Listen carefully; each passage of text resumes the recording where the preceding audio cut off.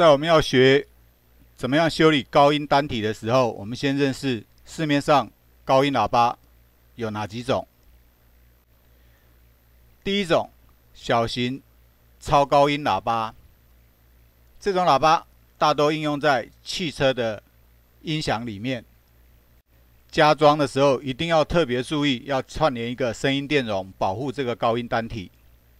第二种，普通的高音喇叭，这种喇叭特点是体积小，缺点是没办法修理，坏掉就是挂掉，你就得要整颗换新。大多应用在床头音响、电脑音响。第三种，252高音喇叭，这种喇叭大多应用在悬挂式的卡拉 OK 喇叭。它的优点单价低，缺点坏了没得修理，只能够换新的。接下来蚕丝高音，这种喇叭最常见，那它特点是可以修理，只要换线圈就可以了。那也是我们今天要学习的高音线圈更换。再来号角式高音喇叭，这种喇叭大部分都用在 PA 喇叭上面。那它特点是声音比较尖锐，射程比较远，而且它的线圈烧掉一样是可以修理的。把前方的扩散号角旋转下来，那后面的本体就长这个样子。这个是我们今天准备要更换的高音线圈。那它的规格是 25.5 圈，这种规格是最常见的。那很可惜，跟我们今天要换的高音单体并不相符，所以我只好送到配合的厂商这里来，请大师来操刀，拆掉前方饰板，取出线圈。其实修理高音跟买新的高音，这两个价钱是非常的接近。那为什么要修理？因为几乎买不到一模一样的原厂高音。画面当中这个线圈，它是属于28圈的规格。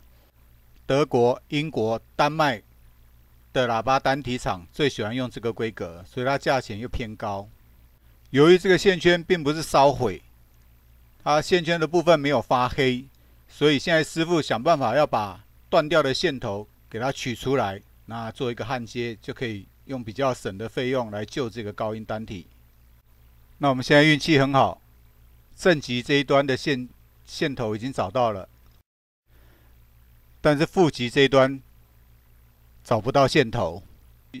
师傅的说法，像这种情形是完全湿气腐蚀掉线圈线头的。所以现在师傅把整个线圈都割掉了，重点是保留了前方的这个蚕丝振膜，因为原装线圈不含蚕丝振膜，所以一定得要保留前方这个蚕丝振膜，也就是原装高音单体一定要特别注意前方这个蚕丝振膜得要保存好。这就是新的28圈线圈，那你注意看，它是不含那个蚕丝振膜的。要装线圈之前，要先把线圈槽里面的污垢给它清理干净，确定线圈规格可以使用。再来，我们在振膜上面涂上一层强力胶，准备要固定线圈的。再来，把线圈固定到蚕丝振膜上面。这个部分是最困难的。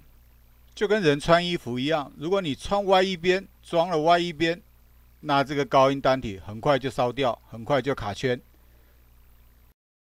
放着等它干吧，讲真的还等蛮久的。再来，我们要把2条线从内侧穿到外侧来。